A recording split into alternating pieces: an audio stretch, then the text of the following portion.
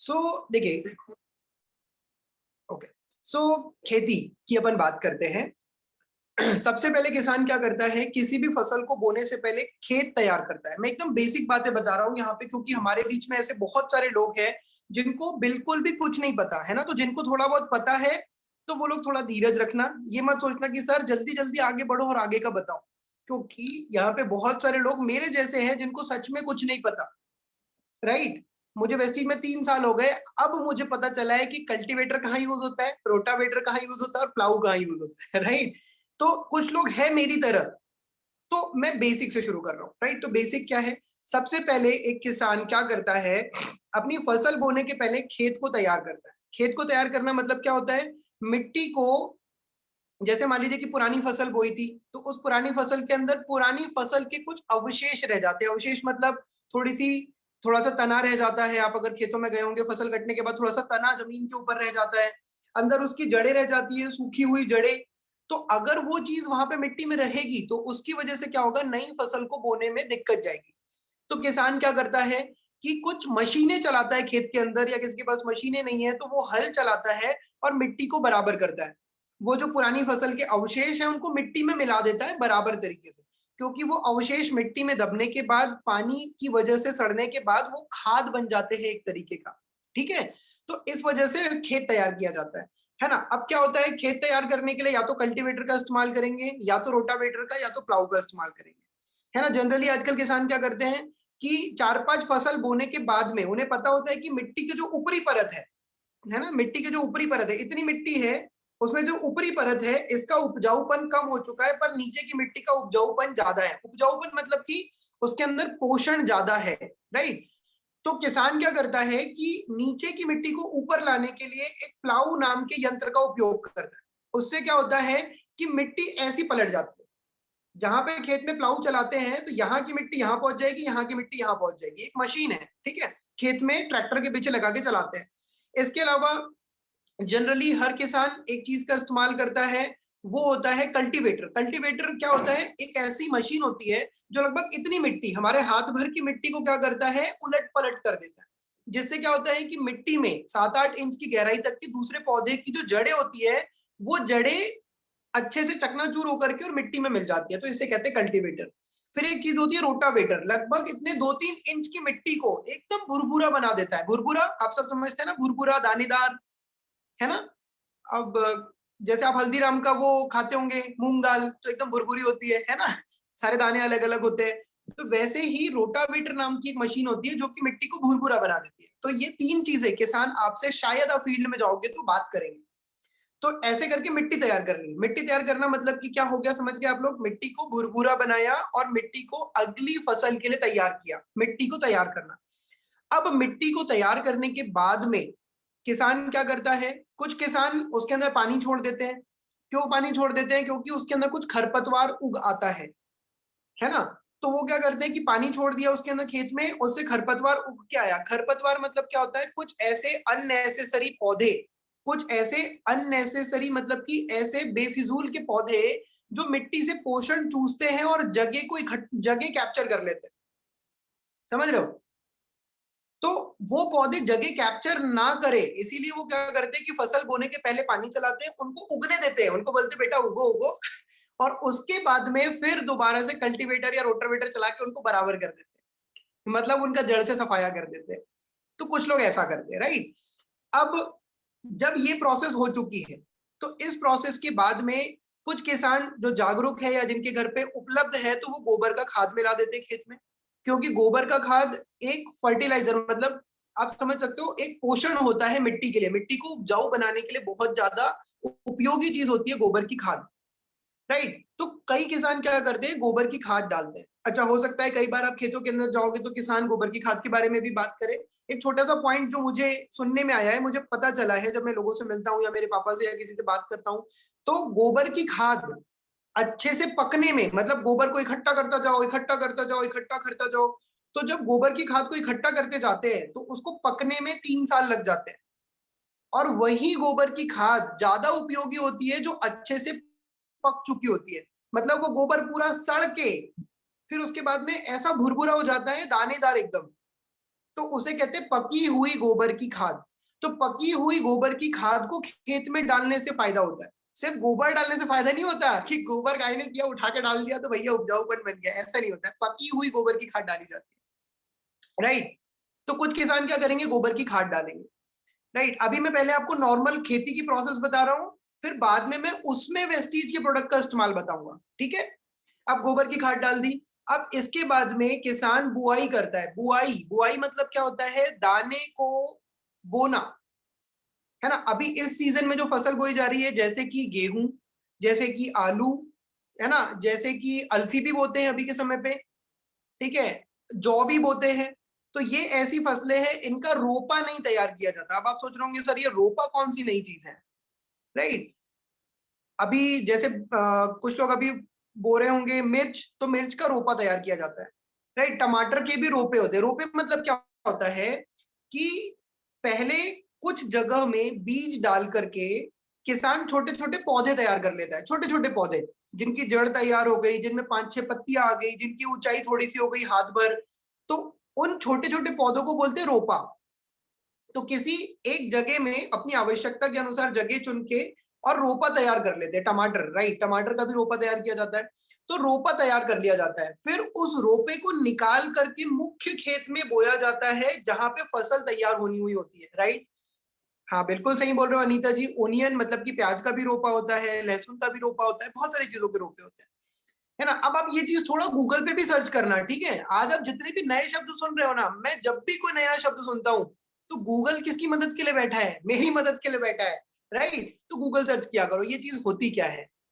पहले खुद से अपने दम पे कुछ सर्च वर्च करके देखो, और फिर भी ना समझ में आए तब अपलाइन को फोन लगाओ, हेलो सर, है ना। हम क्या करते हैं, रोपा क्या होता है, हेलो चेतन सर रोपा क्या होता है। अब उसका ना फोटो देखा ना उसका कुछ जात ना पात कुछ पता नहीं, और हम चेतन सर को परेशान करने लग जाते। तो थोड़ा सा देखा करो, यूट्यूब पे गूगल पे सब डाल रखा है आजकल लोगों ने, तो थोड़ा सा सर्च किया करो। तो रोपा तैयार करके खेत में लगाया जाता है, या तो फिर जैसे अभी, है ना, गेहूं बोएंगे या आलू बोएंगे तो उसमें कोई रोपा तैयार नहीं करते, सीधे बीज बो दिया जाता है खेत में। तो मिट्टी तैयार करने के बाद क्या करते हैं, बीज बोते हैं, ठीक है। बीज बोने से क्या होता है, पौधा निकल आता है, ठीक है। पौधा निकलने के बाद में धीरे धीरे पौधा बड़ा होता है। फिर पौधा बड़ा होता है तो उसमें फूल या बालियां आते हैं। मतलब ये स्टेज हो गई, जैसे पहले एक छोटा बच्चा होता है ना, वो मम्मा का दूध पीता है, फिर थोड़ा बड़ा होता है, फिर उसको गाय भैंस का भी दूध पिला सकते हैं, फिर थोड़ा बड़ा होता है, फिर वो अनाज खाने लगता है, फिर और बड़ा होता है, फिर शादी हो जाता है। तो ऐसे इंसान की जैसे स्टेज होती है, वैसे पौधे की भी स्टेज होती है। तो एक स्टेज में पौधे में फूल या बालियां लगना शुरू होते हैं। जब वो फूल या बालियां आते हैं तो उन्हीं फूल या बालियों की मात्रा या संख्या या काउंट के हिसाब से डिसाइड होता है कि इस चीज के अंदर कितने फल, फूल या अनाज लगेगा, कितनी सब्जियां लगेगी, राइट। आप यूजुअली ध्यान से देखिएगा, अगर आपके यहाँ पे कोई भी बेला है, अगर नहीं है ना तो गमले में एक बेला लगा दो, बढ़िया करेले की बेला लगा दो, फिर मेरे को करेला खाने बुलाना, ठीक है। गिलकी की लगा दो, तोरई की लगा दो, भिंडी की लगा दो, राइट, बेला लगा दो। और आप एक चीज क्या देखोगे, बेला में पहले फूल आता है और फूल के पीछे से ही करेला बनना शुरू होगा, फूल के पीछे से ही भिंडी बनना शुरू होगी, फूल के पीछे से ही गिलकी बनना शुरू होगी, फूल के पीछे से ही तोरई बनना शुरू होगी, फिर फूल के पीछे से ही कद्दू बनना शुरू होता है। तो फूल बहुत इंपॉर्टेंट होता है। अगर फूल कम आए हैं तो बेला कितनी भी बड़ी, कितनी भी मोटी क्यों ना हो, कितनी भी घनी क्यों ना हो, पर उसके अंदर, हाँ सही बात है उत्कर्ष जी, भिंडी की बेला नहीं होती, भिंडी का पौधा होता है, ठीक है। कोई बात नहीं, थोड़ा स्लिप ऑफ द टंग भी हो जाता है कभी कभी, आदमी भावनाओं में भी बह जाता है।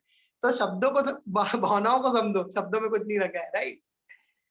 सर ये तो सबको पता है, ओके। सरोज कुशवाहा मैम, सबको नहीं पता एक्चुअली, मुझे भी नहीं पता था, इसीलिए मैं लोगों को बता रहा हूँ। मुझे सच बताऊं, लॉकडाउन में पता चला कि फूल के पीछे से ही फल आता है, जब मेरे घर पे मैंने देखा कद्दू लगते हुए। लिटरली बहुत लोग को नहीं पता होता यार। कुछ लोग को मतलब ही नहीं होता, उनको तो थाली में जो आ रहा है वो खाना है, जैसे मैं है ना, स्कूल टाइम में तो ये हाल थे कि थाली में जो आया वो खुद नहीं खाना है, मम्मी खुद ही खिला देती थी, है। या तो वीडियो गेम खेल रहे हैं, भूखा मर जाए उससे अच्छा मम्मी खिला देती थी, या तो पढ़ाई कर रहे हैं तो मम्मी खिला देती थी, भाई मैं खिला दे रही हूँ तू पढ़ ले। तो कई लोगों को तो यही नहीं पता होता ना भाई, वो आ कहाँ से रहा है, राइट। देखिए बहुत सारे लोग बोल रहे हैं कि नहीं पता, विनोद सर को नहीं पता, है ना, हमारे बीच में हमारे जबरदस्त लीडर दीपक भाई को नहीं पता, बहुत लोग को नहीं पता, है ना। बरबटी की भी बेला होती है, राइट। अलग अलग जगहों पे अलग अलग फसलों और सब्जियों को अलग अलग नाम से बुलाया जाता है, राइट। तो फूल आता है, फूल के पीछे से ही सब्जी या फल बनना शुरू होता है, फिर वो फल या सब्जी बन के या वो अनाज बन के पक जाता है, तैयार हो जाता है, तो उसकी कटाई होती है, कटाई के बाद में उसको भी छटाई होती है, छटाई के बाद उसको बेचने ले जाया जाता है या उसको घर में पकाया जाता है। तो ये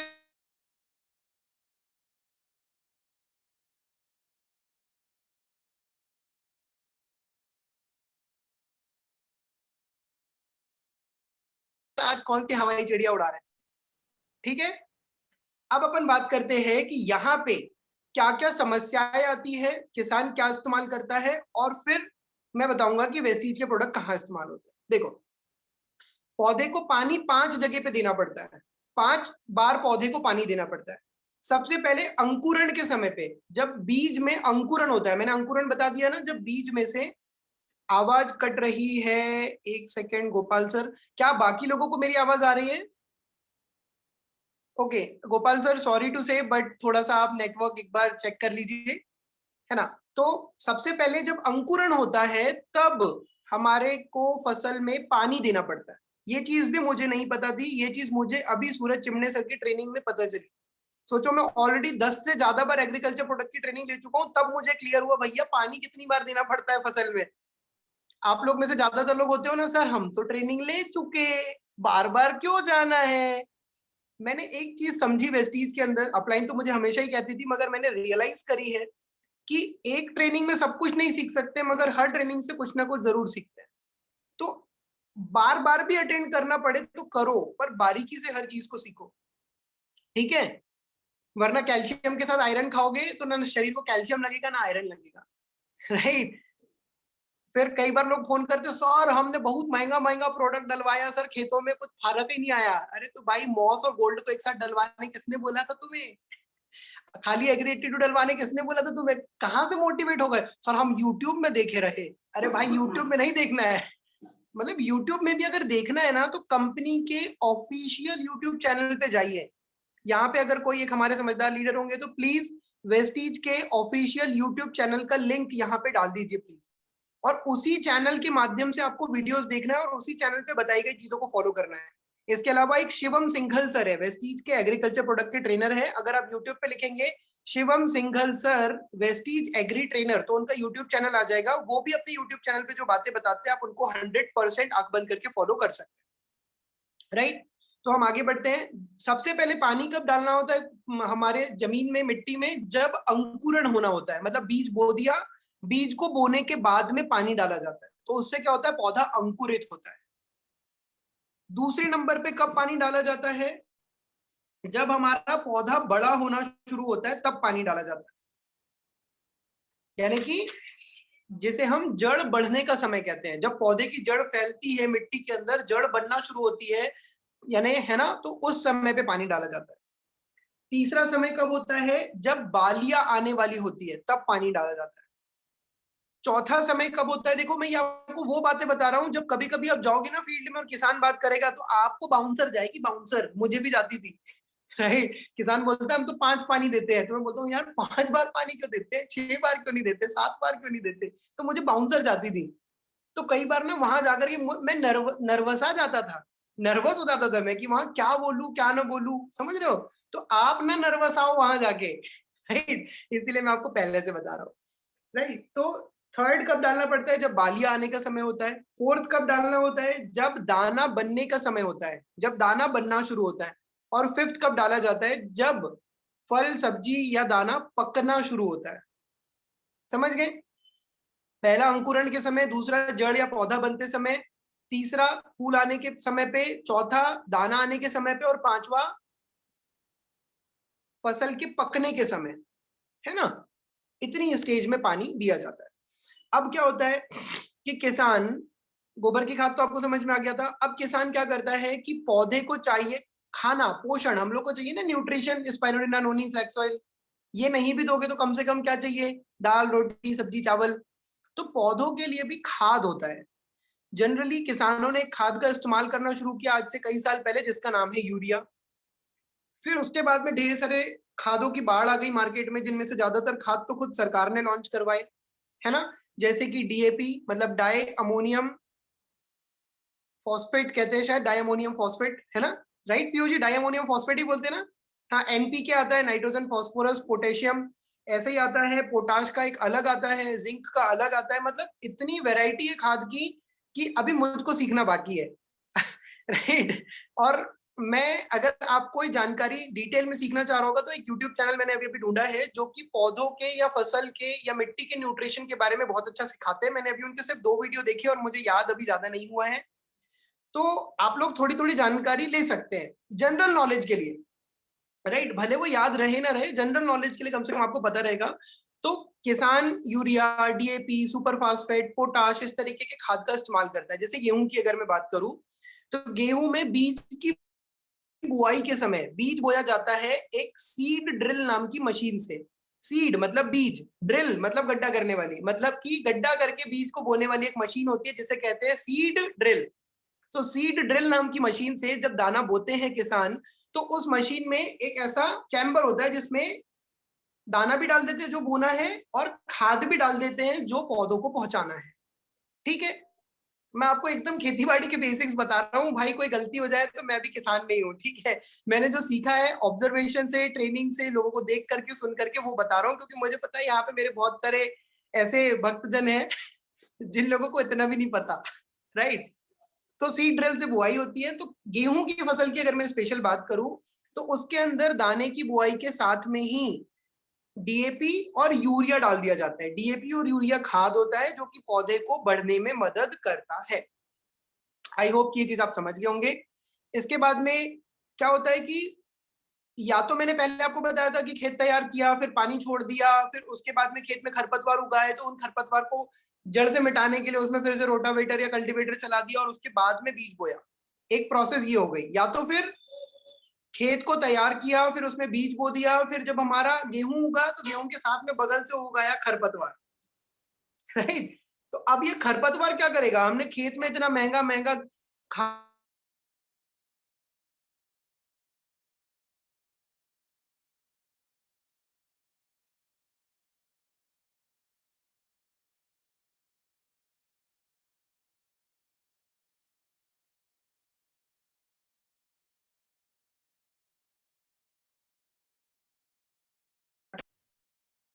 हो गए क्या? अभी मेरी आवाज क्लियर आ रही है? रुक गया था वीडियो, हाँ, बिकॉज मेरे यहाँ पे वाईफाई डिस्टर्ब हो गया था। अभी आवाज क्लियर आ रही है कि मैंने वाईफाई ऑफ ही कर दिया? क्लियर है पक्का? Okay, thank you. तो जब हमारा पौधा उगना शुरू हुआ तो पौधे के साथ में बगल से कौन उगना शुरू हुआ? खरपतवार। खरपतवार मतलब नींदा। नींदा मतलब कि बेफिजूल का पौधा, जिसको कचरा भी बोलते हैं। राइट। अब ये कचरा क्या करेगा भाई साहब, हमारा महंगा महंगा खाद जो हमने मिट्टी में डाला है, जो हमारे पौधे को मिलना चाहिए, वो खाद कौन खींचने लगेगा भैया? घास, है ना? या खरपतवार, या नींदा, या कचरा। अलग अलग नाम, अलग अलग जगह, अलग अलग बोलियां, अलग अलग भाषा। ठीक है। तो वो खरपतवार को मारने के लिए एक दवा का इस्तेमाल होता है जिसे कहते हैं खरपतवार नाशक। लिख लो, खरपतवार नाशक मतलब अंग्रेजी में बोले तो हर्बिसाइड। झाड़ियों को या घास को या खरपतवार को हर्ब्स कहते हैं। राइट। तो उसे कहते हैं हर्बिसाइड। अब देखो, इसे कहते दवा है, पर ये दवा नहीं है, ये जहर है। राइट। और कोई भी अगर आपसे ये पूछे कि तुम्हारी वेस्टीज में खरपतवार मारने के लिए कुछ है क्या, तो बोलो नहीं दादा, हमारे पास नहीं है। हमारी कंपनी जहर बनाती ही नहीं है। ठीक है, सिर्फ दवा ही बनाती है, ना दारू ना जहर, ओनली दवा। कई लोग बोलते हैं ना दवा दारू है क्या, तो भैया नहीं, दवा है, दारू नहीं है। राइट, जहर नहीं है। ठीक है, तो थोड़ा थोड़ा बीच में ऐसा हंसी मजाक चलते रहना चाहिए पीयू जी, है ना? तो ठीक है, तो खरपतवार नाशक नहीं बनाती। अच्छा, आपको एक बात बताऊं जो मुझे पता चली जब मैं वेस्टीज में किसानों से मिलना शुरू हुआ। अगर आप धान का खरपतवार नाशक गेहूं में डाल दोगे तो पूरी फसल बर्बाद हो जाएगी गेहूं की। अगर गेहूं का खरपतवार नाशक मक्के में डाल दोगे तो मक्के की पूरी फसल बर्बाद हो जाएगी। ये खरपतवार नाशक एक ऐसा फॉर्मूला होता है, जैसे मान लो कि गेहूं का खरपतवार नाशक, तो गेहूं का खरपतवार नाशक एक ऐसा जहर है, एक ऐसी दवाई है जो कि गेहूं के पौधे को छोड़ के जितने भी पौधे उस खेत में उगे हुए हैं सबका सफाया कर देगी। समझ रहे हो आप? जैसे मान लो कि भीड़ में बहुत सारे नाम के लोग खड़े हैं और मैं ये कहूं कि पीयूष के लिए दवा दो, तो वो दवा पीयूष को छोड़ के बाकी सबको, समझ रहे हो? तो ऐसा ही होता है खरपतवार नाशक। कोई किसान आपसे खरपतवार नाशक का सुझाव मांगे तो कहना नहीं, आप मार्केट की जिस दुकान से खरपतवार नाशक लाते वहां से ले आइए, परंतु खरपतवार नाशक का एक ही बार में इफेक्ट हो जाए, एक ही बार में उसका प्रभाव, उसका फायदा मिल जाए, बार बार उसका छिड़काव ना करना पड़े। कई बार कुछ ऐसे खरपतवार होते हैं जो एक बार में नहीं मरते, बहुत ढीठ होते हैं वो लोग, है ना। जैसे हमारे कुछ गेस्ट नहीं होते बहुत ढीठ, मानते ही नहीं है वो लोग, दुनिया भर का प्रूफ उनको दिखा दो। तो कुछ खरपतवार होते हैं जो बहुत ढीठ होते हैं, एक बार में नहीं मरते, 2 बार 3 बार 4 बार स्प्रे करना पड़ता है तब मरते हैं। तो अगर कोई चाहता है कि मुझे कम बार स्प्रे करना पड़े या पहली ही बार के स्प्रे में इतना इफेक्टिव स्प्रे हो जाए कि भैया खरपतवार मर जाए, तो उसको बोलो कि मार्केट से चिपकू मत खरीद के लाना, हम तुम्हें कुछ देंगे, और उस कुछ का नाम है एग्री 82। ठीक है, बोलना खरपतवार नाशक तुम मार्केट से ले आओ, पर जो कुछ है उसमें मिलाने वाला वो मैं दूंगा तुम्हें, वेस्टीज से एग्री 82। ठीक है, अब खरपतवार मर गए, अब कुछ किसान यहाँ पे खाद डाल देते हैं खरपतवार मरने के बाद। खरपतवार मरने में 5 से 10 दिन का वक्त लगता है, राइट। खरपतवार मरने के बाद में किसान या तो खाद डालता है, जिसके पास खाद है तो, या खाद नहीं है तो वो क्या डालता है पता है, कोई टॉनिक।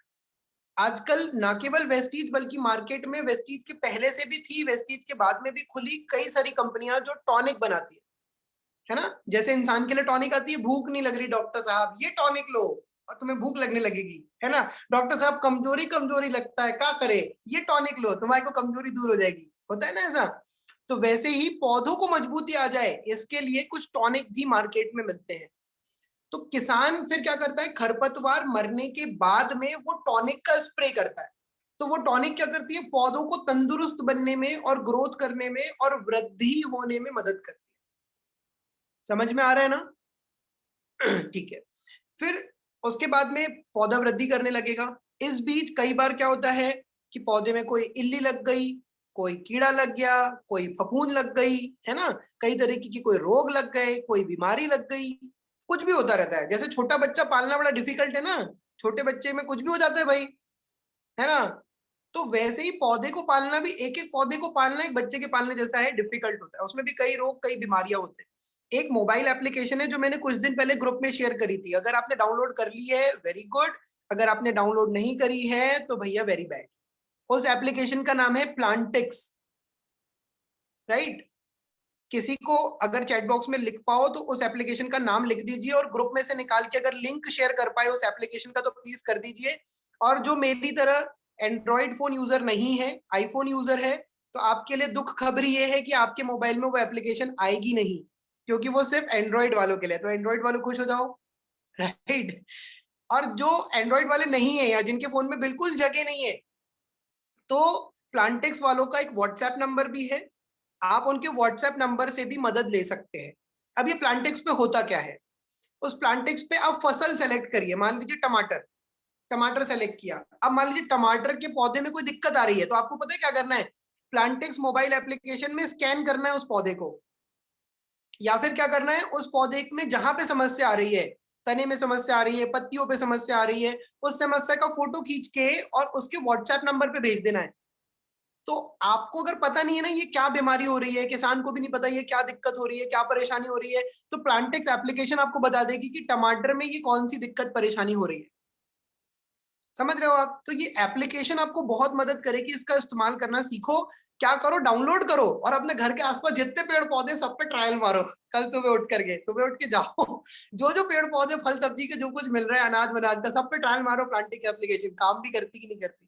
फ्री है भाई साहब, मुफ्त है। वीडियो गेम कैसे खेलते थे, बस वैसे ही खेलो उस एप्लीकेशन से, ठीक है। तो प्लांटिक्स एप्लीकेशन आपने ट्राई कर लेना। अब मान लीजिए कोई किसान कहता है हमारी फसल में तो कीड़ा लग रहा है, हमारी फसल में तो इल्ली लग रही है।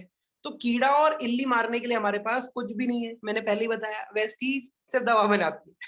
क्या क्या नहीं बनाती, जहर और दारू नहीं बनाती, सिर्फ दवा बनाती है। तो कीड़े मारने का, इल्ली मारने का नहीं है हमारे पास में। तो अगर कोई कहता है कि अब मैं क्या करूं, तो बोलो कीड़े मारने का, इल्ली मारने का आप मार्केट से ले आओ, पर उसमें मिला के डालने के लिए मैं तुम्हें कुछ दूंगा। बताओ क्या?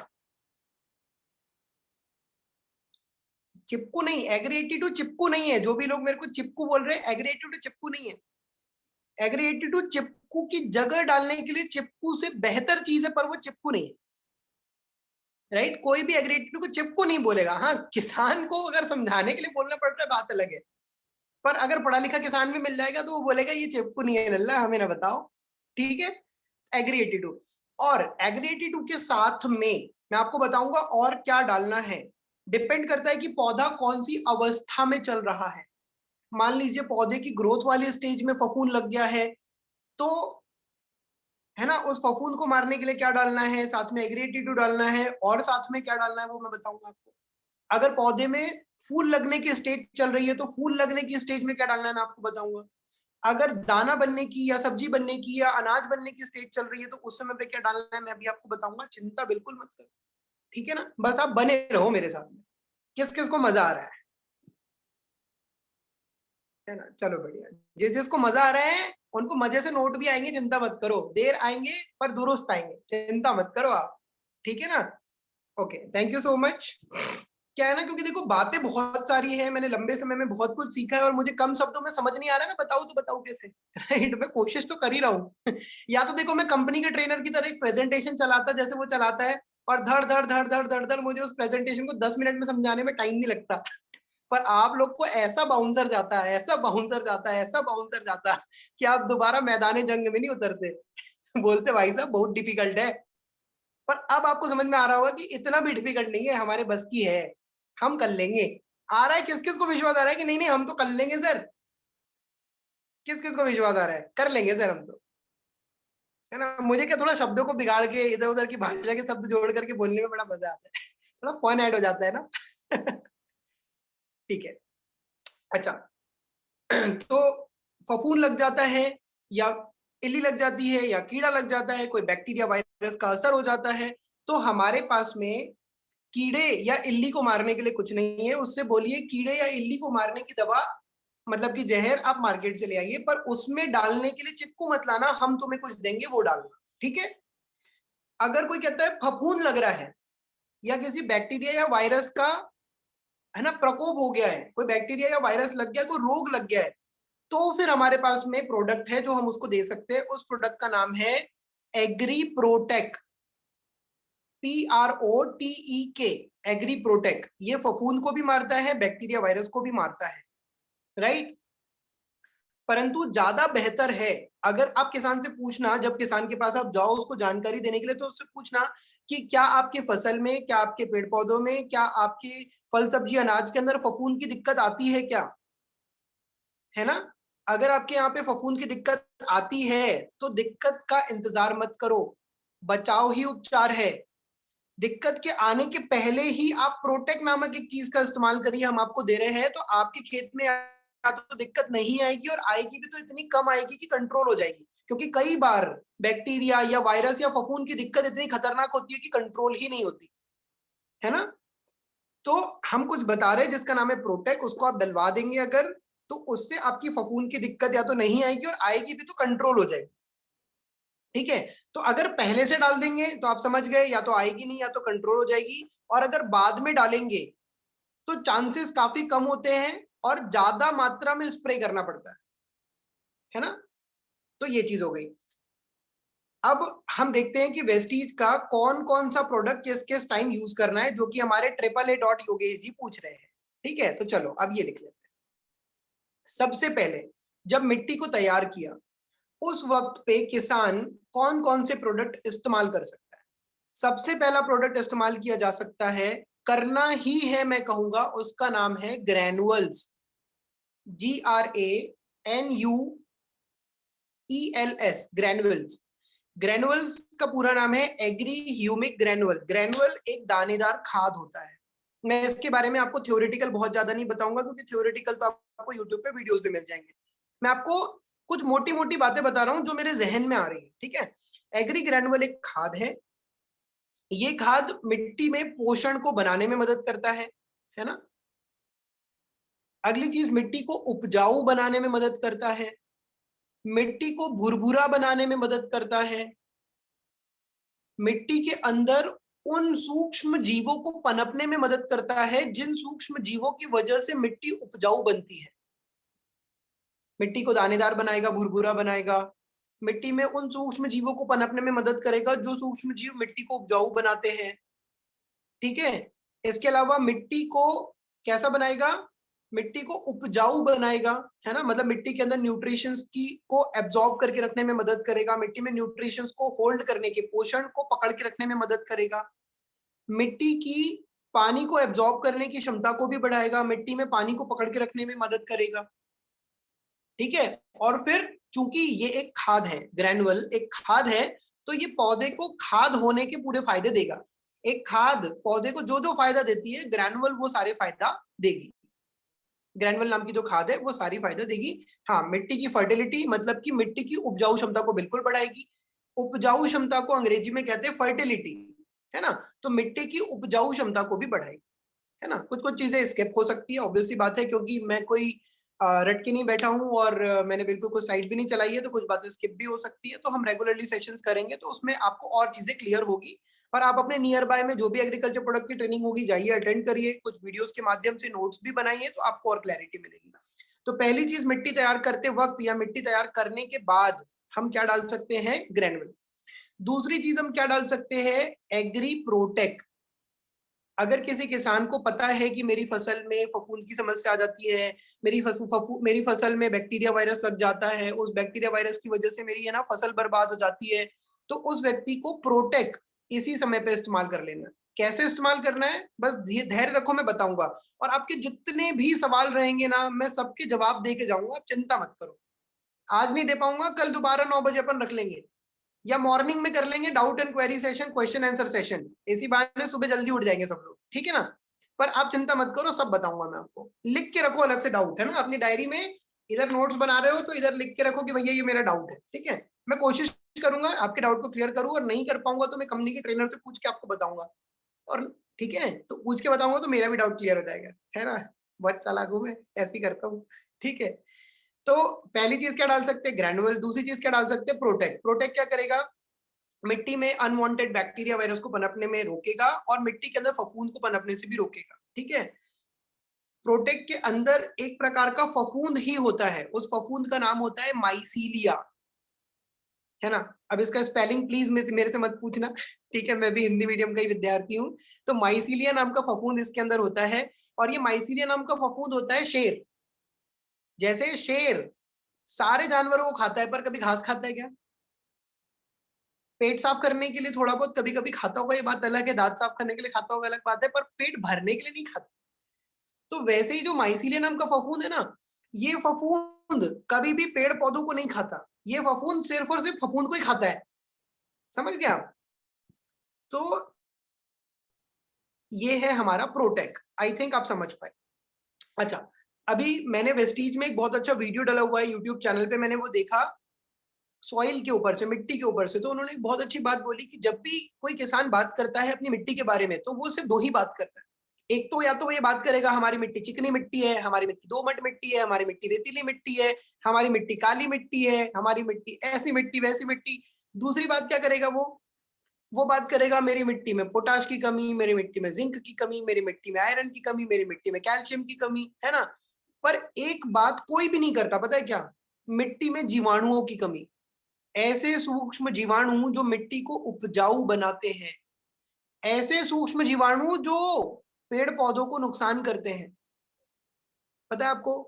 तो जो हमारा प्रोटेक है ना, बिल्कुल उत्कर्ष प्रजापति जी बोल रहे केचुआ, तो केचुआ एक जीवाणु नहीं, बहुत बड़ा अणु है मतलब एक बहुत बड़ा जीव होता है जो हमारी आंखों से दिखाई देता है। अच्छा, आप में से कौन कौन ये सवाल का जवाब दे सकता है? केचुआ कितनी डायरेक्शन में चल सकता है, एक या दो? अच्छा वो भी छोड़ो, केचुए की कितनी आंखें होती है, 2 या 20?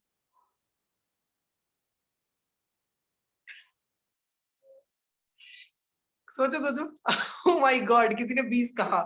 सॉरी यार, केचुए की आंखें नहीं होती केचुए की आंखें नहीं होती किसान कभी कभी मजे ले सकता है आपके, केचुए की आंखें नहीं होती। और केचुए की एक और खास खास बात बताऊं, केचुआ अगर बीच में से कट जाए ना, तो वो दोनों हिस्से उसके जिंदा रहते हैं, दोनों हिस्से अलग अलग काम करते हैं। ऐसा नहीं कि बीच में से कट गया तो काम नहीं करेगा, भाई भगवान ने गजब का जीव बनाया है वो। मिट्टी खा के मिट्टी को उपजाऊ बनाता है वो, है ना। मतलब उसका काम ही मिट्टी खाना, मिट्टी को उपजाऊ बनाना। ठीक है, तो थैंक यू उत्कर्ष जी, आपने केचुए को बीच में लाया, तो केचुए के बारे में बात हो गई तो तीसरी बात क्या नहीं करता, जीवाणुओं या छोटे छोटे सूक्ष्म जीवों के बारे में किसान बात नहीं करता।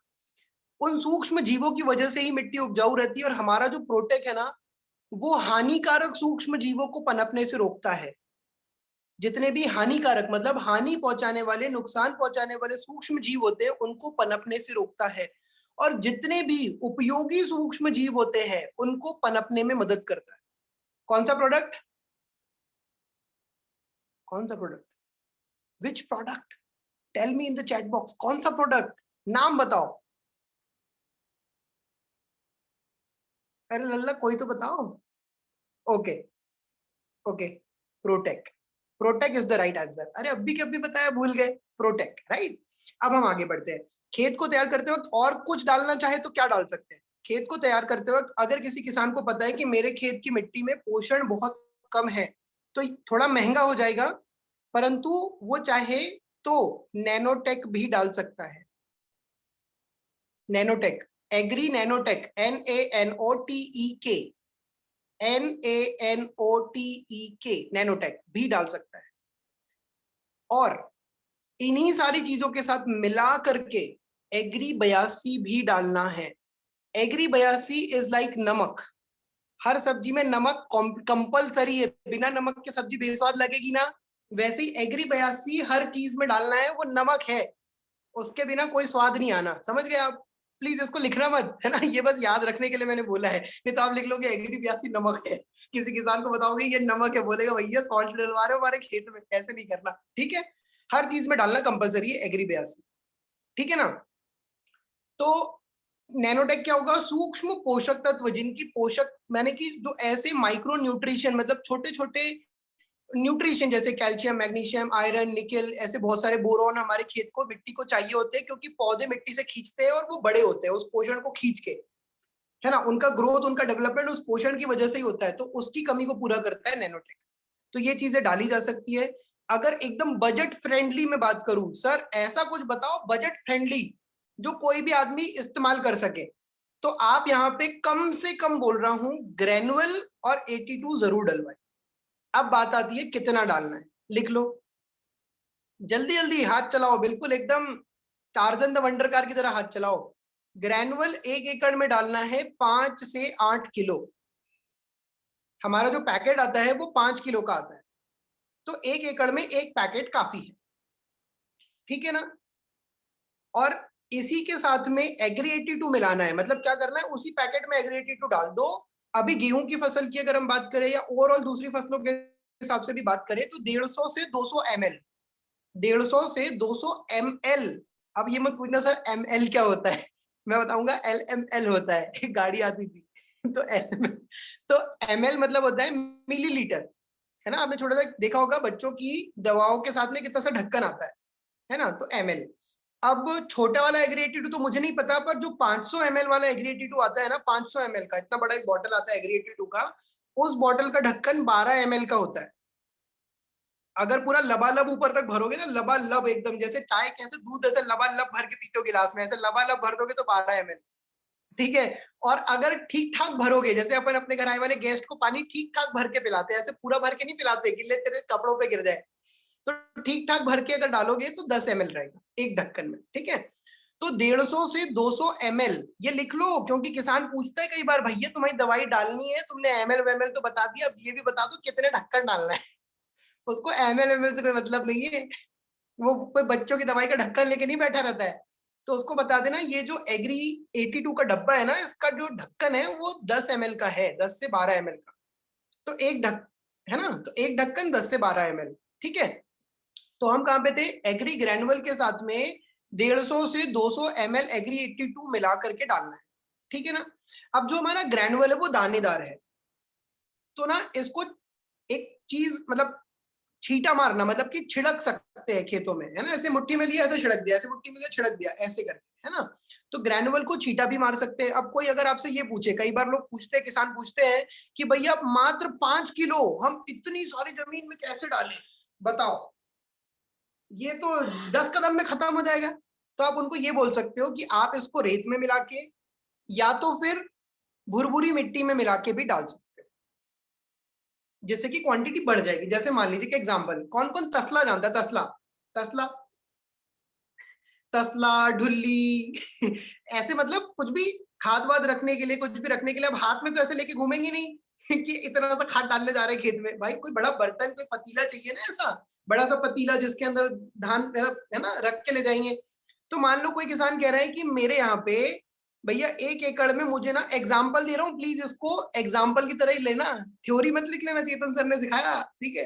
तो एग्जाम्पल समझो, मान लो कोई कह रहा है कि मेरे यहाँ पे ना 1 एकड़ में भाई साहब 10 तसला डलता है, मतलब मैं कुछ अगर ऐसे फेंक फेंक के डालू तो 10 तसला मुझे लगेगा, ठीक है, 10 पतीले मेरे को लगेगा, ठीक है। तो और तुम्हारा जो ग्रेनुअल है वो तो भाई एक ही पतीले में आ रहा है, मतलब 10 में कैसे पहुंचा हूं? तो भाई ऐसा कर, एक पतीला एग्री ग्रेनुअल डाल ले हमारा 5 किलो, और बाकी के 9 पतीले क्या डाल ले मेरे भाई तू? रेत या मिट्टी, भुरभुरी वाली सूखी मिट्टी, उसको मिला ले अच्छे से बढ़िया, और फिर उसी 10 तसले को तू अपने खेत में डाल दे। समझ में आ गया सॉल्यूशन? क्योंकि कई लोग मुझसे पूछते हैं सर मात्र 5 किलो खाद सर 1 एकड़ में कैसे डलवाए सर, हमें तो समझ ही नहीं आ रहा सर, है ना। एक सेकेंड, मैं हाइड नॉन वीडियो पार्टिसिपेंट कर दूं क्या? मुझे बिना वीडियो वाले लोग दिखाई दे रहे तो मजा नहीं आ रहा है, खाली वीडियो वाले लोग दिखाई दे तो मजा आता है। तो मैं कर देता हूँ don't show non video participant. अब मुझे सिर्फ वीडियो पार्टिसिपेंट दिखाई दे रहे हैं। देखो अभिषेक जी भी दिखाई दे रहे हैं मुझे अभी अभिषेक जी छुपे हुए थे, है ना। अभी गिरिराज जी दिखाई दिए मुझे, सताक्षी जी दिखाई दे रही है मुझे, है ना, योगेश बाल्की जी दिखे।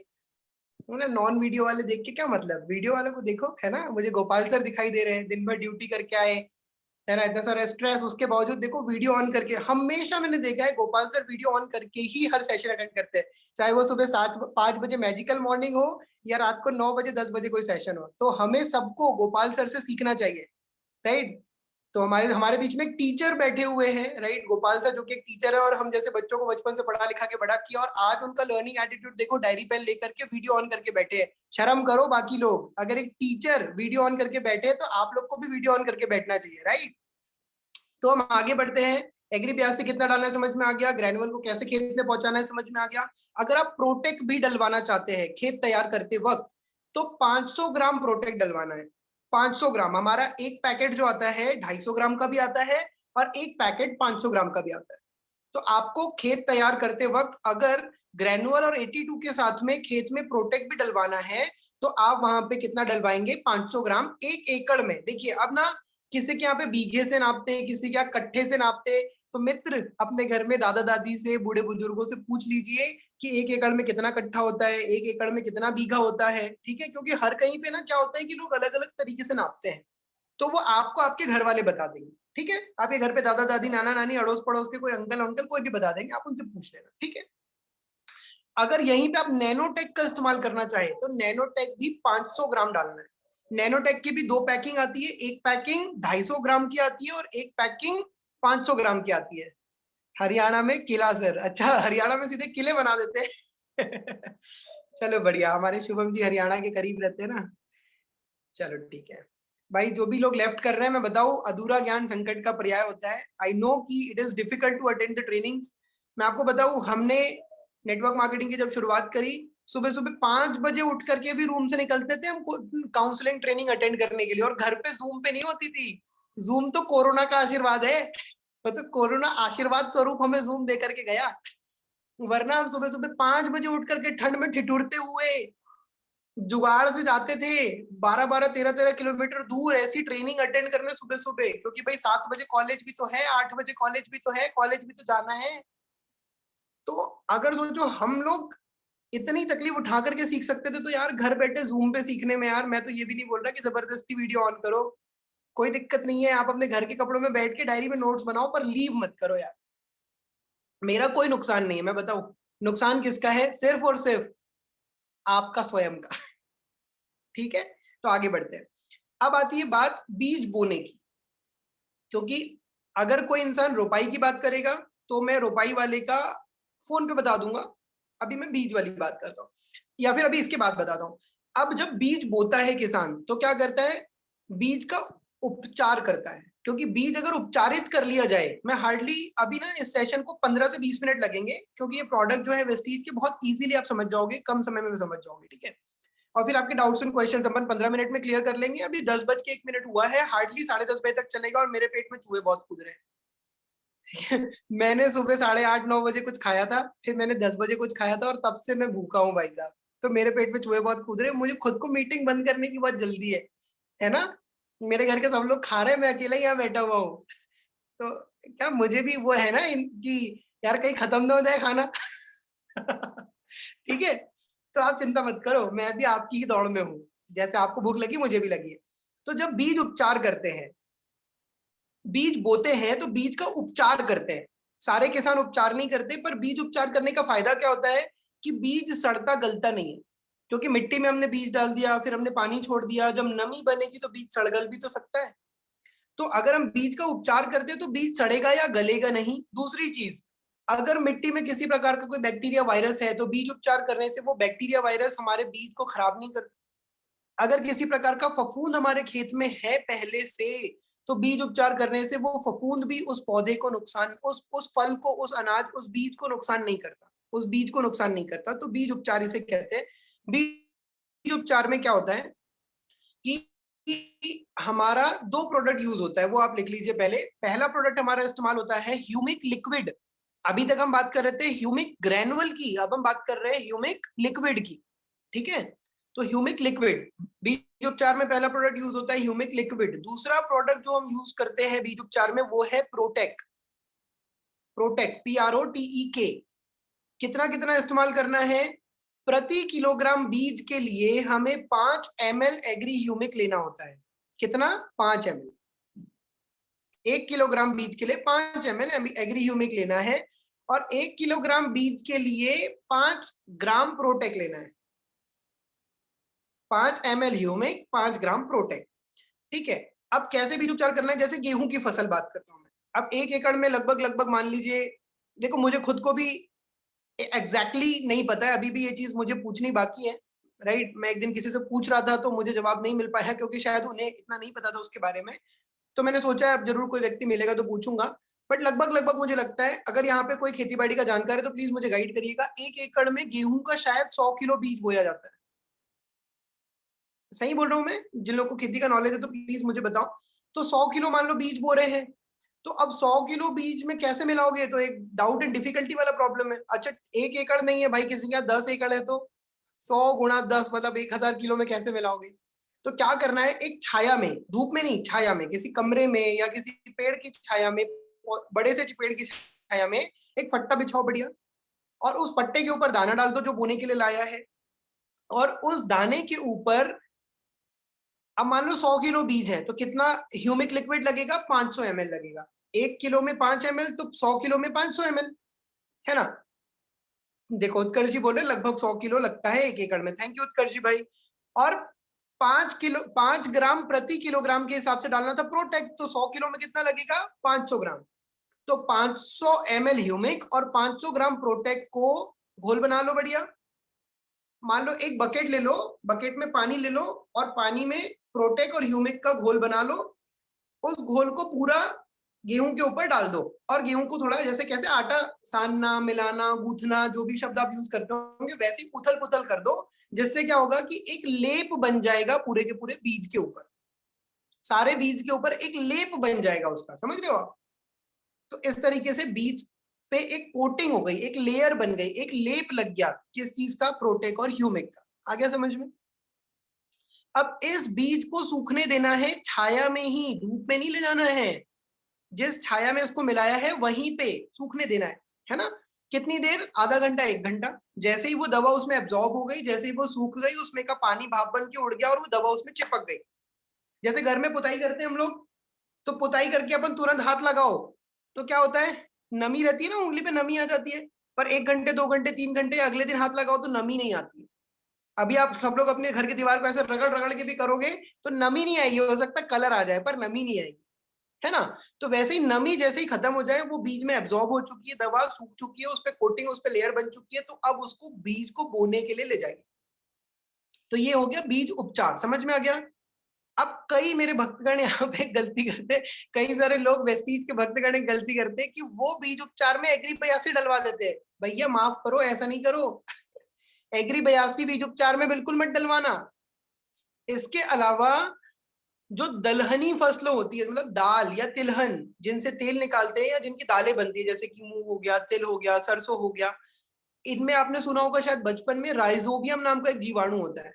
तो राइजोबियम नाम का जीवाणु दलहनी फसलों की जड़ों में होता है, जो नाइट्रोजन को संचित करता है, फलाना ढिमकाना, आपने बचपन में पढ़ा है। तो अगर कोई किसान कह रहा है कि मैं राइजोबियम से भी उपचार करना चाहता हूं, तो हमारे पास राइजोबियम नहीं है, मार्केट से राइजोबियम आप खरीद के ला सकते हैं।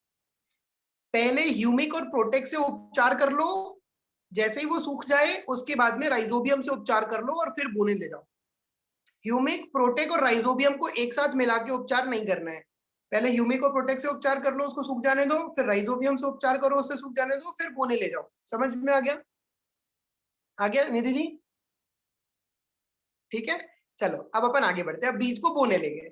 अब बीज बोने ले गए तो जिसके पास ट्रैक्टर है तो भैया बढ़िया, वो तो सीड ड्रिल से बुआई करेगा। जिसके पास ट्रैक्टर नहीं है तो वो हल से बुआई करेगा। अब जाना खेत में, देखना हल से बुआई कैसे होती है, सीड ड्रिल से बुआई कैसी होती है।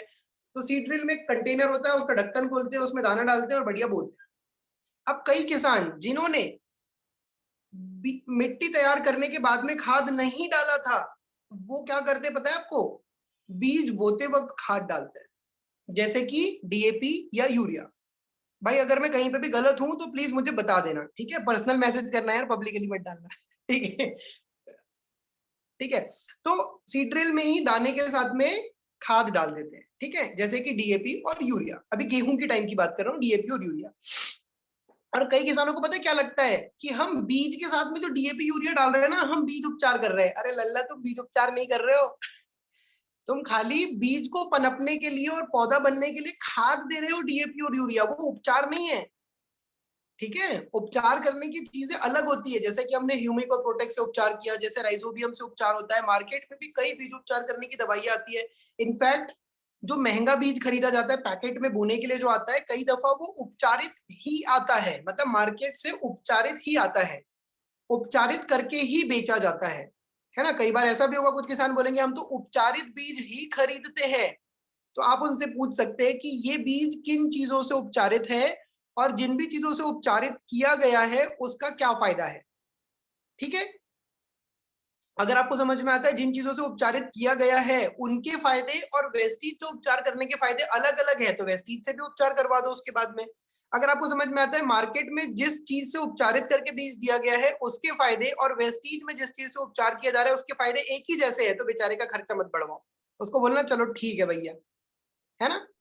एक तो तुमने स्मार्ट चॉइस ली कि तुमने उपचारित बीज खरीद लिया। अब बीज की बुआई हो रही है। तो अगर कोई किसान ने मिट्टी तैयार करने के बाद में और बीज बोने के पहले में खाद नहीं डाला था, तो वो क्या करेगा? दाने को बोने के साथ में ही उसमें डीएपी और यूरिया डालेगा। ठीक है, समझ में आ रहा है? तो हम क्या कर सकते हैं यहां पर भी, अगर हमने पहले नहीं डलवाया, क्योंकि हो सकता है अभी कई किसानों के पास आप जाओगे तो बोले कि हम तो कल बीज बोने वाले हैं, हम तो कल ही खाद डालेंगे। तो आप सोचोगे अरे चेतन सर तो बोले थे बीज उपचार के पहले खाद डलवाना है, अब तो यहाँ तो कल ही बीज उपचार, कल ही खाद डालेगा, तो क्या करे? तो आप सीड ड्रिल में जो चीजें मैंने पहले बताई, क्या क्या बताया था, खाद के तौर पे मिट्टी को तैयार करते वक्त क्या क्या डाल सकते हैं? Granule, protic, nanotech, 82। कम से कम क्या बताया था? ग्रेनुअल और 82। तो ग्रेनुअल और 82 को यहां पर भी सीड ड्रिल के साथ बुआई के वक्त डाला जा सकता है। समझ गए इस बात को? अच्छा, एक चीज मुझसे छूट गई जो मुझे अभी याद आ रही है, दैट इज एग्रीकल्चर का एक प्रोडक्ट है बहुत ही शानदार, एक्वाजेल। तो ऐसे एक ब्रैकेट बना के लिख लो एक्वाजेल के बारे में, ठीक है? एक्वाजेल का डेमो वेमो आप लोग देखना, किसानों को भी दिखाना, अपने पास डेमो के लिए थोड़ा सा इन्वेस्टमेंट करो, एक्वाजेल खरीद लो, है ना? हमारे बीच में काजल जी है, उनके पास में एक्वाजेल रखा हुआ है, डेमो करके दिखाती है काजल जी लोगों को, है ना? तो एक्वाजेल को हमें मिट्टी में डालना है, मिट्टी पे नहीं डालना है। मिट्टी के ऊपर डालने का कोई फायदा नहीं है एक्वाजेल का, मिट्टी के अंदर जाना चाहिए। तो मिट्टी के अंदर दो सिचुएशन में जा सकता है। पहली सिचुएशन जब हम मिट्टी को तैयार कर रहे हैं, यानी बीज बोने के पहले, राइट? या तो फिर जब बीज की बुआई चल रही है उस वक्त, ठीक है? और पानी डालने के पहले एक्वाजेल डालना है। पानी डाल दिया फिर एक्वाजेल डाल रहे हो तो कोई बहुत ज्यादा फायदा नहीं है। एक्वाजेल क्या करता है? एक्वाजेल नमी को सोख के रखने में मदद करता है। देखो पानी के साथ तीन चार चीजें हो जाती है, हम जो खेतों में पानी डालते हैं ना उसके साथ तीन चार चीजें हो जाती है। एक चीज क्या हो जाती है? वो बह जाता है। तो एक्वाजेल उसको एब्जॉर्ब करके, अवशोषित करके, सोख के रखेगा, बहने नहीं देगा।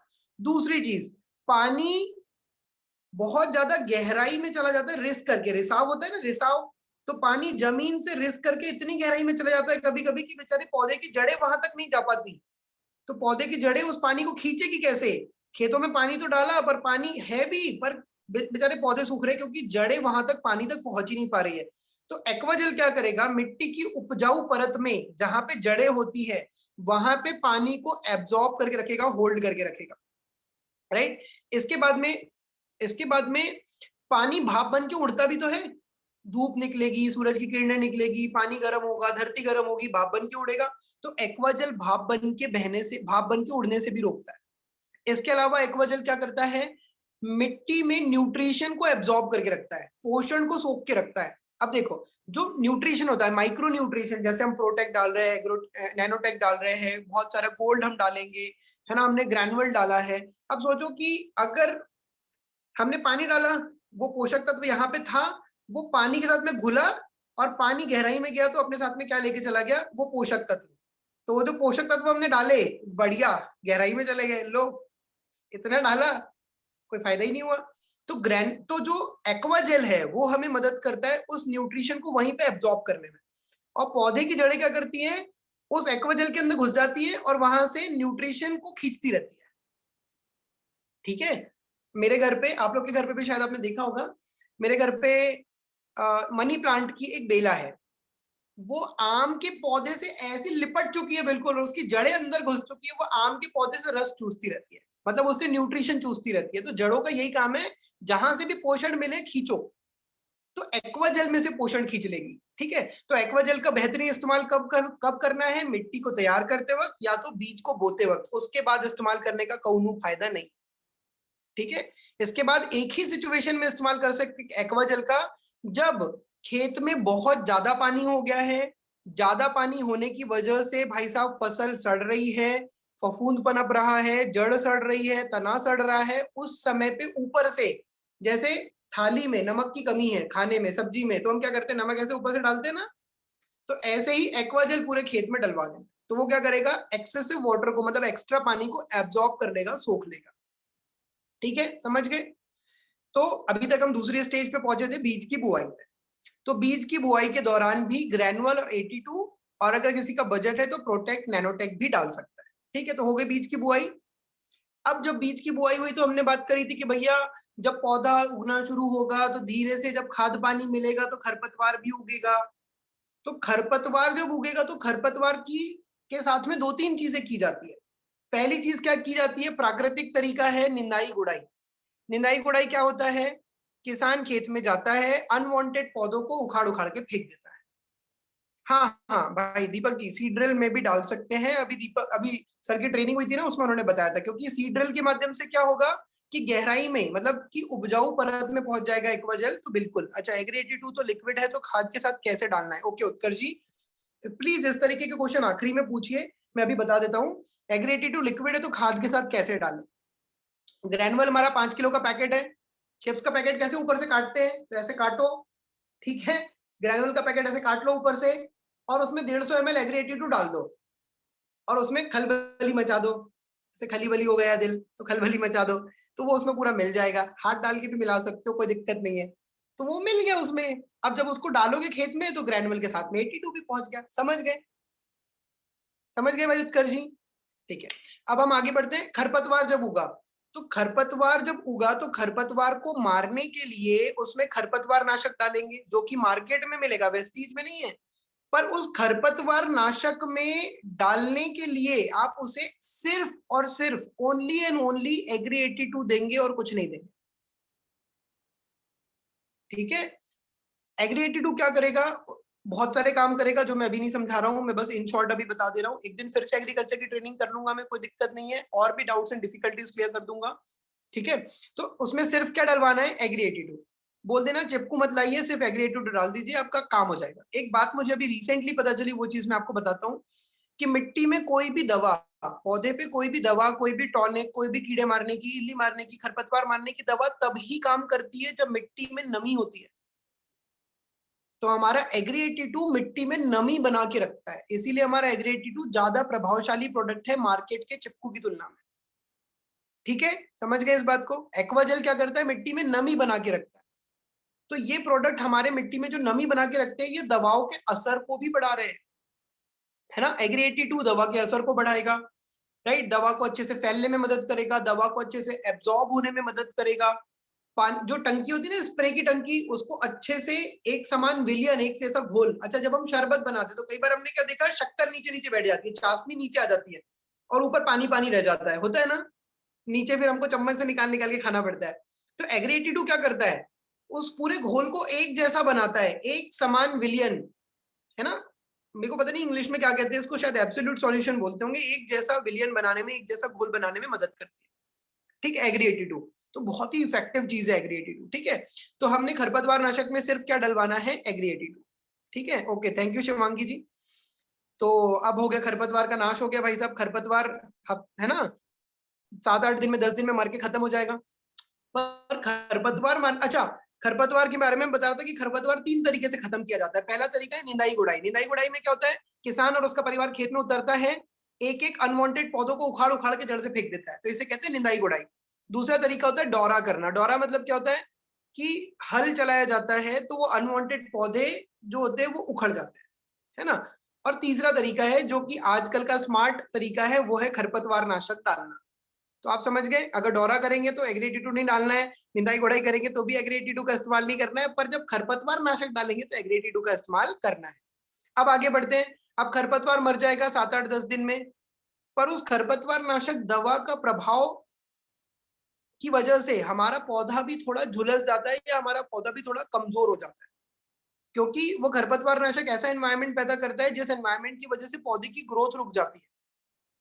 तो अब हमारे पौधे की ग्रोथ बढ़िया तरीके से हो, उसके लिए हमें यहाँ पे पौधे को देना है टॉनिक, और उस टॉनिक का नाम है agri humic liquid. Agri humic liquid संतरे कलर की, ऑरेंज कलर की बॉटल में आता है एग्री ह्यूमिक लिक्विड। ये है पौधे की टॉनिक, है ना। तो ये पौधे के तन और मन को मजबूत बनाता है, ठीक है। तो एग्री ह्यूमिक लिक्विड होता है। एग्री ह्यूमिक लिक्विड को क्या करना है, स्प्रे टैंक में डाल के स्प्रे करना है। कितना स्प्रे करना है, 30 से 40 ml मात्रा डालनी है, राइट। 30 से 40 ml मात्रा डालनी है एक स्प्रे टैंक में। स्प्रे टैंक यूजुअली कितना बड़ा होता है, 15 लीटर का मैक्सिमम होता है, कुछ लोग के पास 20 लीटर का भी होता है। और कोई अगर कहे कि भाई साहब हमारे यहाँ तो 500 लीटर का स्प्रे टैंक है, बड़े किसानों के पास होता है, नो डाउट। तो देखिए, मैं आपके सामने स्क्रीन पे कुछ शेयर कर रहा हूँ, इस चीज का आप स्क्रीनशॉट ले लीजिए और अपनी डायरी में भी लिख लीजिएगा। जब भी कोई किसान बोले कि हमारे पास तो 500 लीटर का स्प्रे टैंक है, तो आपको उसको ये वाली मात्रा बतानी है। एक सेकेंड बस, थोड़ा सा मुझे टाइम दीजिएगा। ये ले लीजिए स्क्रीनशॉट, डायरी में लिख लीजिए। अगर 500 लीटर का स्प्रे टैंक है तो 1 किलोग्राम नैनोटेक डालते हैं, अगर नैनोटेक डालना है तो। अगर मॉस डालना है तो 750 ml मॉस डालते हैं। अगर 500 लीटर के टैंक में प्रोटेक डालना है तो 1 किलोग्राम डालते हैं। अगर 500 लीटर के टैंक में गोल्ड डालना है तो 1.5 ग्राम प्रति लीटर के हिसाब से कितना हो जाएगा, 750 ग्राम गोल्ड हो जाएगा। अगर एग्री 82 डालना है तो सिर्फ 250 ml डालना है। और अगर ह्यूमिक लिक्विड डालना है तो मात्र 1 लीटर डालना है। सबको एक साथ मत डलवा देना, जरूरत के मुताबिक डलवाना है। कब किसकी जरूरत पड़ेगी मैं आपको अभी बता रहा हूँ, ठीक है। आई होप आपने स्क्रीनशॉट ले लिया होगा, लिख लिया होगा। नहीं लिखा होगा तो मैं ग्रुप में शेयर कर दूंगा, डोंट वरी, ठीक है। तो अभी हम कहाँ थे, हाँ, स्प्रे। स्प्रे करना है ह्यूमिक लिक्विड का कब, जब हम पौधे की अच्छी ग्रोथ चाह रहे हैं, उसकी जड़ अच्छे से डेवलप हो, है ना, उसका तना मजबूत बने, पौधे में टहनियां ज्यादा निकले, उसकी पत्तियों में हरापन अच्छा रहे, पौधा पूरा तंदुरुस्त बने, उसके लिए हमें क्या करना है, ह्यूमिक लिक्विड के साथ में एग्री 82 का छिड़काव करना है। और जैसे इंसान की इम्यूनिटी होती है ना, वैसे पौधे की भी इम्यूनिटी होती है। अभी एक दिन मैं एक पढ़े लिखे व्यक्ति के साथ बैठा हुआ था, तो उन्होंने मुझे ऐसे मजाक में बोल दिया, कौन सी इम्यूनिटी होती है, राइट। मैंने बोला कि पौधों को स्ट्रेस हो जाता है, तो बोले कौन सा स्ट्रेस हो जाता है, स्ट्रेस तो इंसानों को होता है। तो जब ट्रेनिंग लोगे तो पता चलेगा। 2 तरीके का स्ट्रेस होता है पौधों को, एक बायोटिक और एक एबायोटिक। अब ये मत पूछना सर ये क्या होता है मैंने बस इतना ही रटा है भाई, इसके आगे नहीं रटा है, बाकी आपको गूगल पे मिल जाएगा। तो बायोटिक और एबायोटिक स्ट्रेस होता है पौधों को, जिसकी वजह से कई बार पौधों का बढ़वार यानी कि ग्रोथ यानी कि वृद्धि अच्छे से नहीं हो पाती है। कई बार किसान बोलता है ना, अरे हमारी फसल तो बौनी रह गई, हमारी फसल तो बड़ी ही नहीं हो पाई, सबकी फसल लहलहा रही है, हमारी फसल बौनी रह गई। तो ये समस्या ना हो इसीलिए गोल्ड का इस्तेमाल करवाना है, ह्यूमिक, गोल्ड और एग्री 82। अब कितना डालना है ह्यूमिक, गोल्ड और एग्री 82? ठीक है, खरपतवार खत्म हो गया, अब हमें डालना है 30 से 40 ml एग्री ह्यूमिक, 30 से 40 ml, थोड़ा बहुत कम ज्यादा चलेगा, 30 से 40 ml के बीच डालना है 15 लीटर के स्प्रे टैंक में। ह्यूमिक डाल दिया, अब गोल्ड कितना डालना है? 20 ग्राम प्रति टैंक, एक टैंक 15 लीटर वाला, उस टैंक में हमने पहले ह्यूमिक डाला, अब उसमें हमने गोल्ड डाला। अब उसी में हमें डालना है 10 ml एग्री 82। और मुझे इत्तेफाक हो रहा है कि आप में से किसी ने भी ये नहीं पूछा कि खरपतवार नाशक में कितना एग्री 82 डालना है। खरपतवार नाशक में 15 ml एग्री 82 डालना है, लिख लीजिए। जहां पे भी खरपतवार के बारे में लिखा है वहां लिख लीजिए, खरपतवार नाशक में 15 लीटर के स्प्रे टैंक में 15 ml एग्री 82 डालना है। ठीक है, 15 से 20 ml भी डालेगा तो चलेगा, बट 15 ml सफिशियंट है। ठीक है लोकेंद्र जी, ओके। तो अभी हम कहाँ पे थे कि पौधे की बढ़वार के लिए, पौधे की अच्छी ग्रोथ के लिए, वृद्धि के लिए हमें क्या डालना है? ह्यूमिक लिक्विड 30 से 40 ml, गोल्ड 20 ग्राम और एग्री 82 10 ग्राम, 10 ml सॉरी। विनोद झारिया जी एक बार और मैंने बता दिया, ह्यूमिक लिक्विड डालना है 30 से 40 ml, गोल्ड डालना है 20 ग्राम और एग्री 82 डालना है 10 ml, 15 लीटर के स्प्रे टैंक। अब कोई बोले सर हमारे पास तो 20 लीटर का है तो अकॉर्डिंगली एडजस्ट कर लो, कोई कहता है 50 लीटर का है तो अकॉर्डिंगली एडजस्ट कर लो, और कोई कहता है 500 ml का है तो मैंने बता दिया, ठीक है 500 लीटर का है तो। अब यहाँ पे मैं आपको एक और इंटरेस्टिंग बात बताता हूँ जो मुझे वेस्टीज में 3 साल पूरे होने पे पता चली, और सोचो आपको अगर अभी सिर्फ 1 साल हुआ है तो ये बात आपके लिए कितनी उपयोगी साबित हो सकती है, और अगर आपको सिर्फ 3 महीने हुआ है तो सोचो आपका कितना टाइम सेव हो गया। इसलिए बोलते ट्रेनिंग अटेंड करनी चाहिए। जब पौधे छोटे छोटे होते हैं ना, और तब हम खेत में कोई स्प्रे करते हैं तो 5 से 6 टैंक स्प्रे करना होता है, मात्र 5 से 6 टैंक स्प्रे में पूरा 1 एकड़ खेत में स्प्रे खत्म हो जाता है। परंतु जब पौधे बड़े बड़े हो जाते हैं तो उस समय पे 8 से 9, कभी कभी 10-10 टैंक स्प्रे करना पड़ता है, तब जाकर के 1 एकड़ में स्प्रे हो पाता है, क्योंकि पौधा बड़ा हो गया ना, तो तरबतर पूरी दवाई डालने में ज्यादा टैंक स्प्रे करना पड़ जाता है, राइट? है ना, देखिए लोकेंद्र पाटिल जी बता रहे हैं कि 15-15 टैंक भी डालना पड़ता है किसानों को कई बार। ठीक है, तो ये बात है जो मुझे बहुत लेट से पता चली, और मुझे लगता है कि ये बात अगर आज आपको पता चली है तो आपको जब कोई किसान ये पूछेगा ना कि मुझे 1 एकड़ में कितनी दवा डालूं, तो आप कैलकुलेट कर पाओगे, यार इसके पौधे छोटे हैं, मतलब इसको 5 से 6 टैंक लगेगा, मतलब कि 1 टैंक में इतनी डलेगी तो भैया 1 एकड़ में इतनी डलेगी, आप कैलकुलेट कर लोगे। अब थोड़ा गणितज्ञ तो बनना पड़ेगा, है ना, मैं नहीं कह रहा हूँ कि एकदम, है ना, आप खतरनाक वाले गणितज्ञ बनो, पर कम से कम 8वीं पास गणितज्ञ तो कोई भी बन सकता है।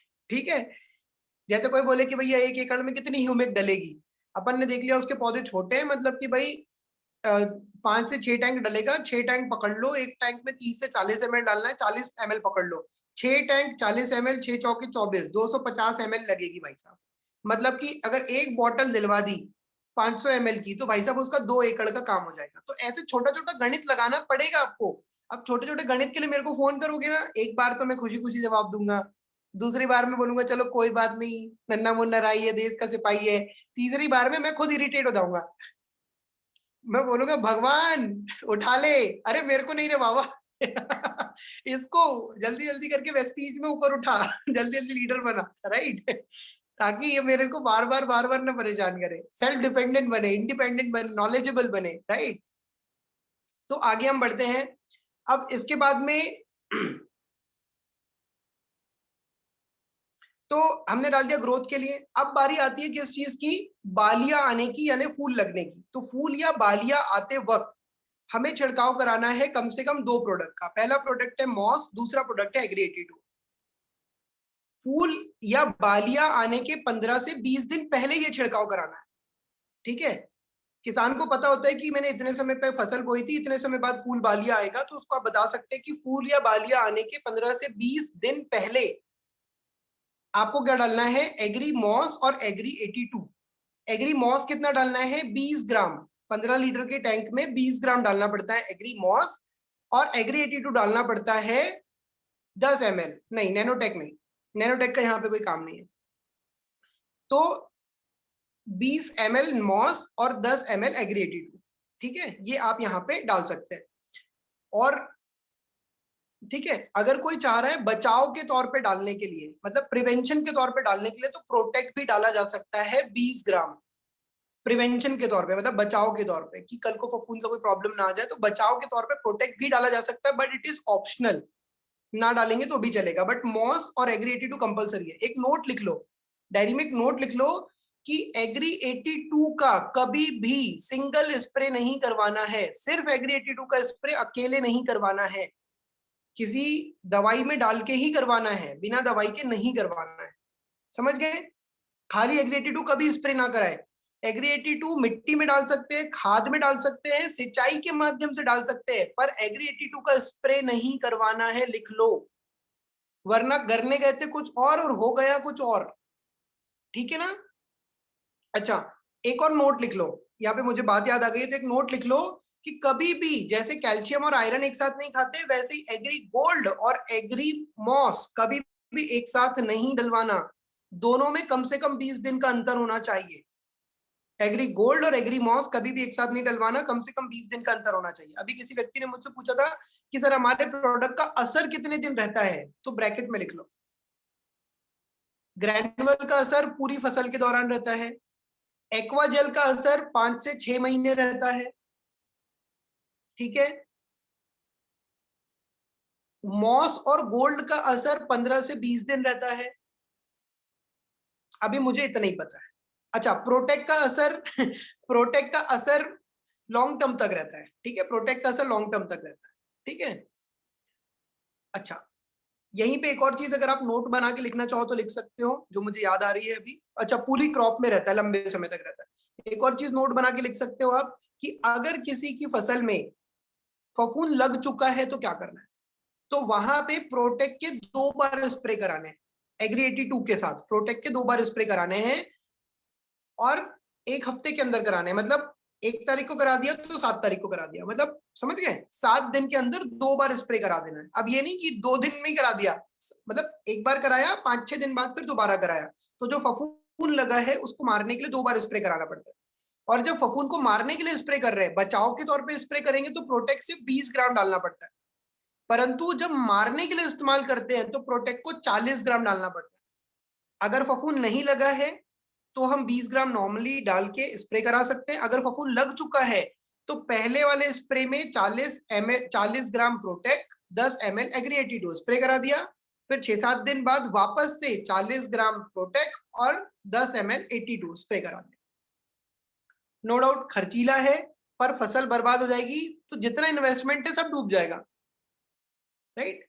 एक बार फिर से बता दीजिए मोहिनी जी, अगर फसल में फफूंद लग चुका है तो जैसे ही लग चुका है, जैसे ही समझ में आ गया, फटाक से प्रोटेक्ट 40 ग्राम और 82 10 ml 15 लीटर के टैंक में डाल के स्प्रे कर मारो, और 6-7 दिन बाद दोबारा से 40 ml प्रोटेक्ट और 10 ml 82 मिलाकर के 15 लीटर के टैंक से स्प्रे कर दो, तो फफूंद खत्म हो जाएगा। ये चीज समझ गए? अच्छा, इसी दौरान अगर कोई कीड़ा लगता है, कोई इल्ली लगती है, तो उसके अंदर जो भी कीड़े या इल्ली मारने की दवाई डालेंगे, उस कीड़े या इल्ली मारने की दवाई में 10 ml एग्री 82 डालना है। और यहाँ पे एक और बात का ख्याल रखना है, हमें उस कीड़े या इल्ली मारने की दवा में मात्रा में 20% की कटौती कर देनी है। कहने का मतलब, अगर कोई किसान 1 लीटर डालने वाला था, मतलब 1000 ml डालने वाला था, तो उसको 800 ml कर देना है, 1000 ml नहीं डालना है, 800 कर देना है, 20% कम कर देना है एग्री 82 डाल रहे तो, क्योंकि एग्री 82 एक एक्टिवेटर है, दवा के प्रभाव को बढ़ा देता है, ठीक है? तो यहाँ पे क्लियर हो गया होगा। तो अभी हम थे बालियां आने के पहले या फूल आने के पहले क्या क्या हमने डलवाया, हमने डलवाया मॉस और 82, और प्रिवेंशन मतलब बचाव के तौर पे प्रोटेक्ट। अब 15 दिन में बालियां आ जाएगी, बालियां लग जाएगी। अब जब बालियां आ गई है या फूल आ चुके हैं, तो फूल या बालियां आने पर कुछ भी स्प्रे नहीं करते यूजुअली, ऐसा इसीलिए क्योंकि जब फूल या बालियां नए नए आए हैं, उस समय पे अगर खेत के अंदर घुसेंगे, खेत में चलेंगे, चहलकदमी करेंगे, तो फूल या बालियां हमारे टच होने से झड़ सकते हैं, झड़ जाते हैं, गिर जाते हैं, तो इस समय पे कुछ भी स्प्रे यूजुअली नहीं किया जाता। अब अगला स्प्रे जब भी करेंगे तो कब करेंगे, फूल या बालियां आ जाने के 15 से 20 दिन बाद। तो फूल या बालियां आने के 15 से 20 दिन बाद, देखिए लोकेश पाटिल जी थैंक यू, आपने लिख दिया, 20 दिन बाद हम किस चीज का स्प्रे करेंगे, हम स्प्रे करेंगे एग्री गोल्ड एग्री नैनोटेक और एग्री 82 का, एग्री गोल्ड, एग्री नैनोटेक और एग्री 82। ठीक है, एग्री गोल्ड कितना डालना है? एग्री गोल्ड हम लोग डालेंगे 20 ग्राम, एग्री नैनोटेक हम लोग डालेंगे 30 ग्राम और एग्री 82 डालेंगे 10 ml। ठीक है, मुझे बहुत अच्छा लग रहा है, 1.5 घंटे पूरे हो चुके हैं, बट अभी भी हमारे बीच में 53 लोग हैं, तो थैंक यू सो मच। और इससे आपका ही नॉलेज बढ़ रहा होगा, ऑब्वियस सी बात है। अच्छा, यहाँ पर अगर कोई व्यक्ति चाहे तो गोल्ड का इस्तेमाल ना करके मॉस का भी कर सकता है। अगर उसके पास मॉस रखा हुआ है तो गोल्ड ना करके वो मॉस का भी इस्तेमाल कर सकता है, कोई दिक्कत नहीं है। ठीक है ना, मॉस या गोल्ड का लगभग लगभग एक जैसा काम है, पर यहाँ पे गोल्ड डालना ज्यादा उपयुक्त है। ठीक है ना, तो नैनोटेक क्या करता है? पौधे को वो सूक्ष्म पोषक तत्व उपलब्ध कराता है जो उसे दाना बनाने में मदद करती है। जैसे कि एक उदाहरण मैं अक्सर लोगों को बताता हूँ, जैसे एक माँ जब गर्भवती होती है तो उसके पेट में एक बच्चा पनप रहा होता है, तो उस बच्चे को भी कुछ पोषण चाहिए होता है, तो उस समय पे माँ को कुछ विशेष आहार दिया जाता है ना। हम बाकी किसी को अच्छा बढ़िया हष्ट पुष्ट तंदुरुस्त वाला खाना खिलाए ना खिलाए, मगर एक गर्भवती माँ को जरूर खिलाते हैं, क्योंकि उसके अंदर भी एक जीवन पनप रहा है। वैसे ही पौधे के अंदर जो दाना बन रहा है वो एक जीवन पनप रहा है, तो उस समय पे कुछ सूक्ष्म पोषक तत्वों की जरूरत होती है, वो नैनोटेक उपलब्ध कराता है। ठीक है, और जो गोल्ड है या जो मॉस है वो हमारा फ्लावरिंग एंड फ्रूटिंग बूस्टर है, मतलब वो फ्रूट्स की मात्रा को, वजन को, चमक को, उसकी क्वालिटी को, उसके शेप को, उसके साइज को इंप्रूव करता है। जैसे एक एग्जांपल, राइट, जैसे हम लोग मार्केट में टमाटर लेने जाते हैं तो हम मार्केट में क्या ढूंढते हैं? सबसे पहले तो हम ढूंढते हैं अच्छा चमकदार टमाटर। फिर चमकदार टमाटर के बाद हम क्या देखते हैं कि यार वो टमाटर गला गला ना हो। ठीक है, फिर उसके बाद में हम उसमें आकार, फिर जब हम उसको चुनते हैं तो हम गोल गोल अच्छे अच्छे टमाटर उठाते हैं, हम कैसे भी लंगड़े लूले टेढ़े तिरछे टमाटर नहीं उठाते हैं, राइट। तो क्या होता है, जब पैदावार एक जैसी नहीं आती, क्वालिटी अच्छी नहीं आती, तो उसको भाव अच्छा नहीं मिलता, रेट अच्छा नहीं मिलता, राइट। उसका वजन ज्यादा ना हो तो रेट अच्छा नहीं मिला उसको, है ना, उसकी इतनी मेहनत का उसको फल नहीं मिला। तो ये सारी चीजों को इम्प्रूव ये वाला स्प्रे करेगा। कोई अगर ये बोले ना मेरी क्वालिटी फसल आनी चाहिए, बताओ क्या डाल दूं, तो उसको बोलना फूल बालियां आने के 15 से 20 दिन बाद गोल्ड, नैनोटेक और 82, या तो फिर मॉस, नैनोटेक और 82 का छिड़काव कर। समझ गए? तो ये मेनली इतने स्प्रे करवाने हैं हमें। ठीक है, अब अगर कोई इंसान चाहे तो इसके बाद में भी एक और स्प्रे करवा सकता है, सेम वही गोल्ड नैनोटेक 82 या मॉस नैनोटेक 82, सेम रिपीट कर सकता है। तो ये 5 स्टेप मैंने बता दिया आपको, 5 से 6 स्टेप बता दी है। इन 5 से 6 स्टेप में से अगर आप बोलो कि सर कोई कम से कम बजट में ये चाह रहा है कि भाई मुझे बताओ कि मेरे को कैसे तुम्हारे प्रोडक्ट का फायदा समझ में आएगा, तो आप उसको कम से कम बता रहा हूं शुरुआत में अभी ह्यूमिक ग्रैनुअल दानेदार वाला खाद, ह्यूमिक लिक्विड, ठीक है, एग्री 82 और एग्री गोल्ड दिलवाइए। कितनी मात्रा लगेगी अब थोड़ा कैलकुलेट करके देखना, मैं सब कुछ परोस के नहीं दूंगा थाली में, और ना समझ में आए तो फिर कॉल लगा लें। अब इसका इस्तेमाल कहां पे करवाना? ग्रैनुअल को, खाद को या तो बुआई के पहले या बुआई के समय डलवा देना। ह्यूमिक लिक्विड से बीज उपचार करवा दीजिएगा। अगर प्रोटेक्ट खरीदने में सामने वाला इंसान हिचकिचा रहा है इतना पैसा खर्चा करने में, तो अकेले ह्यूमिक से भी बीज उपचार करवा सकते हो। ठीक है, और फिर जब पौधा थोड़ा बड़ा होगा, ठीक है, तो खरपतवार नाशक के साथ एग्री 82 डलवा देंगे, और जब पौधा फिर थोड़ा और बड़ा होगा, खरपतवार मर चुका होगा, तब फिर ह्यूमिक गोल्ड और 82 का स्प्रे करा देंगे। इतने में पता है क्या होगा? मान लीजिए उसके 2 खेत हैं, दोनों खेत में उसने बराबर मेहनत करी, दोनों खेत में उसने एक जैसी फसल बोई, दोनों खेत में उसने एक जैसी मेहनत करी, दोनों खेत में उसने एक जैसा पानी डाला। इस वाले खेत में वेस्टीज के प्रोडक्ट के साथ में खेती करी, इस वाले प्रोडक्ट में वो आज तक जैसे करता था वैसे करी, तो उसको इन दोनों खेतों में, पौधे में, पैदावार में, फसल में अंतर समझ में आ जाएगा, और यहीं पे आप उसका कॉन्फिडेंस जीत लोगे, उसका विश्वास जीत लोगे, जिससे कि वो आगे की स्टेजेस में भी प्रोडक्ट इस्तेमाल करवाए। तो अभी ना मैं आपको बताऊं, बहुत सारे किसानों ने या तो बो दिया है या बोना शुरू कर दिया है। This is the best time.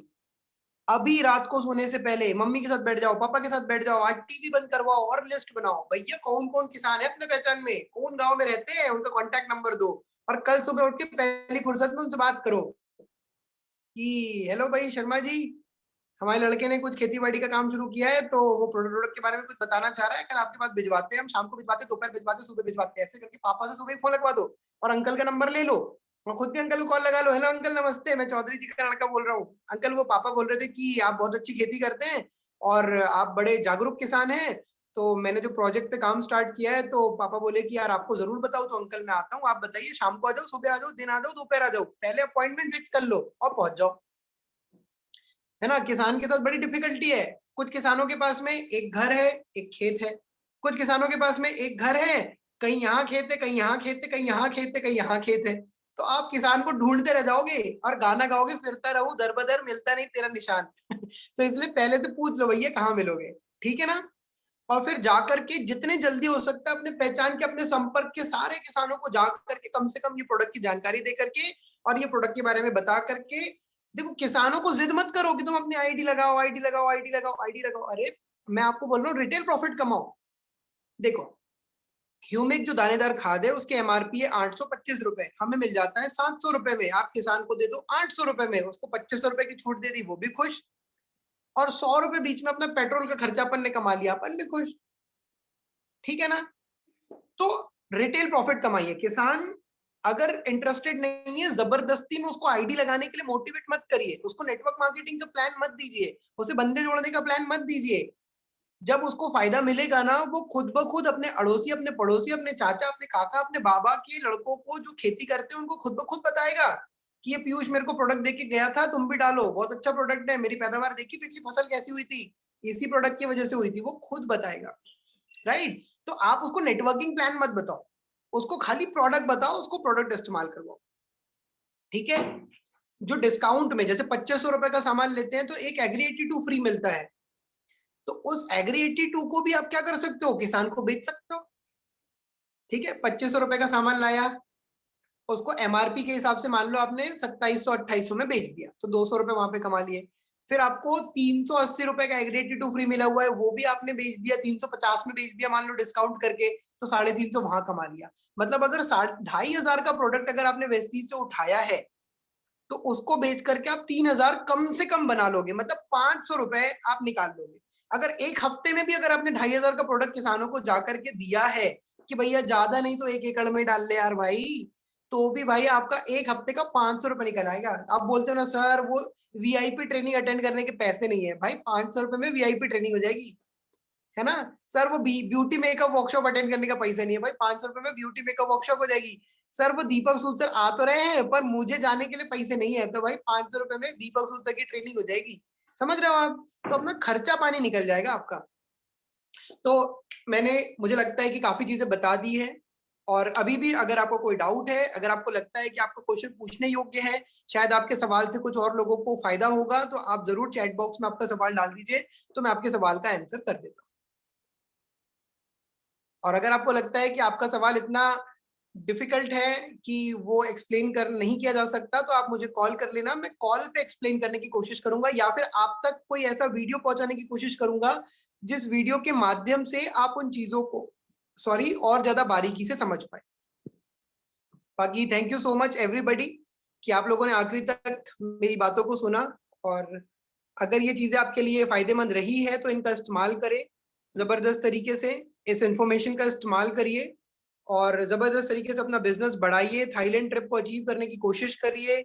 और जिनको थाईलैंड ट्रिप पे विश्वास नहीं आ रहा है, तो कम से कम वेस्टीज का ग्रो योर नेटवर्क जो ऑफर चल रहा है, जिसमें 6 लोगों को 100 पीवी करवाने पे आपको मिल रहा है 2100 रुपए, वो वाला ऑफर अचीव करिए। अभिषेक मिश्रा जी ने लिखा है अभी गेहूं की फसल 5 से 6 लगाई गई है, अभी क्या डालना चाहिए उसमें। अभिषेक जी अब देखो गेहूं की फसल बोई जा चुकी है, आप उस किसान से ये पूछो कि क्या आप अभी भी उसमें खाद डालेंगे क्या। अगर वो कहता है कि हाँ मैं उसमें खाद डालूंगा, तो आप उसको ग्रेनुअल और 82 दिलवा दो। अगर वो कहता है नहीं हमने जो खाद डालना था हमने डाल दिया, देखो कभी कभी आपके पास किसान को क्या बताना है आपको समझ नहीं आएगा, तो आप क्या करो, उससे सवाल करो। सिंपल आप उससे ये पूछ सकते हो कि अभी आप क्या करने वाले हैं, आपने दाना तो बो दिया, पर अभी मतलब आप यूजुअली किस पद्धति पे खेती करते हैं, मतलब आप अब इसके बाद क्या डालते हैं, आप क्या इस्तेमाल करते हैं, आप खुद ही उससे पूछ लो। वो खुद ही आपको आइडिया दे देगा और उस आइडिया के अकॉर्डिंग आप उसको सजेशन दे पाओगे। मान लो कहता है कि हाँ मैं तो अभी ना इसमें खाद डालूंगा, तो आप उसको बोल दो कि ठीक है, हम आपको ग्रैनुअल नाम का खाद दिलवा रहे हैं और एग्री 82 दिलवा रहे हैं, उसमें मिलाकर के आपको 1 एकड़ में डलवा देना, ठीक है। इसके बाद में फिर मैंने बता ही दिया, खरपतवार उगेगा, खरपतवार की निदाई गुड़ाई होगी और उसके बाद में फिर आप ह्यूमिक, गोल्ड और 82 डलवा दोगे, है ना। ठीक है, अगला सवाल देखता हूं मैं। अगला सवाल हमारे बीच में किया है, अभी बाली आने के बाद सिर्फ गोल्ड और 82 डाले तो, बाली आने के बाद सिर्फ गोल्ड और 82 डाले तो कोई दिक्कत नहीं है, सिर्फ गोल्ड और 82 भी काम की चीज है। पर अगर आप गोल्ड और 82 के साथ नैनोटेक डलवाओगे तो बहुत अच्छा बेनिफिट आपको मिलेगा। एक बार ना कविता जी, आप एग्री नैनोटेक का पीडीएफ पढ़िए, एक बार एग्री नैनोटेक के बेनिफिट्स पढ़िए, एक बार एग्री नैनोटेक का वीडियो भी देखिए, तो आपको इस बात का बहुत अच्छा सॉल्यूशन मिल जाएगा कि यहाँ पे गोल्ड और 82 के साथ में नैनोटेक डलवाने का क्या फायदा आएगा। विनोद झारिया सर लिख रहे हैं, आज आपने जो बहुत जरूरी चीजें बताई, thank you, most welcome sir, बहुत बहुत शुक्रिया कि आप मेरे सेशन में आए और आपने आखिरी तक बने रहे। ठीक है, तो आई होप कि यहाँ पे किसी के कोई सवाल नहीं है। तो कल अपन फिर मिलेंगे कोई नई प्रोडक्ट की वर्कशॉप के साथ में, ठीक है, जिसमें मैं आपको कुछ और जो भी मैंने थोड़ा मोड़ा सीखा है पिछले 3 साल के अंदर आपको समझाने की, बताने की, आपको सिखाने की कोशिश करूंगा। तो कल दोबारा हम लोग मिलते हैं और मैं सोच रहा हूँ कि कल या तो हम एयर प्यूरीफायर के ऊपर सेशन करें या वाटर प्यूरीफायर पे करें। और रही बात प्रोडक्ट के, जो हमने आज जो एग्रीकल्चर प्रोडक्ट के बारे में हमने बात करी है, इन प्रोडक्ट के डिटेल नॉलेज के बारे में, तो हम एक और सेशन कर लेंगे। तो उस सेशन में मैं और डिटेल नॉलेज आपको दे दूंगा। बाकी ग्रुप में आज मैं पीडीएफ शेयर करूंगा, उस पीडीएफ को डाउनलोड करके जरूर पढ़िएगा आप सोने से पहले, तो आपको थोड़ा थोड़ा और नॉलेज एंड इन्फॉर्मेशन मिलेगा। लोकेश पाटिल जी यहाँ पे लिख रहे हैं, सर गेहूं का पूरा फसल चक्र दिया है सूरज सर ने, राइट, सूरज सर ने दिया हुआ है, बिल्कुल।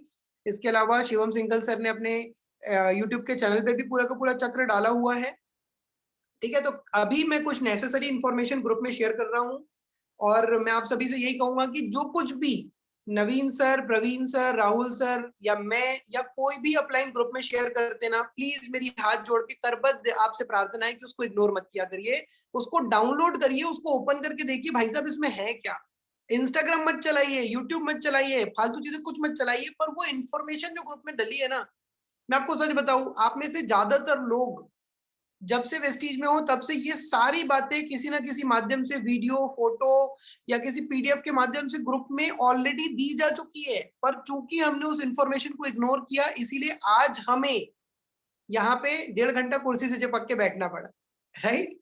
तो अगर आप चाहते हो कि ऐसे हर दिन कुर्सी से चिपक के ना बैठना पड़े, तो चलते फिरते उन वीडियोस को, उन पीडीएफ्स को, उन डॉक्यूमेंट्स को डाउनलोड करके पढ़ा करिए, देखा करिए, सुना करिए।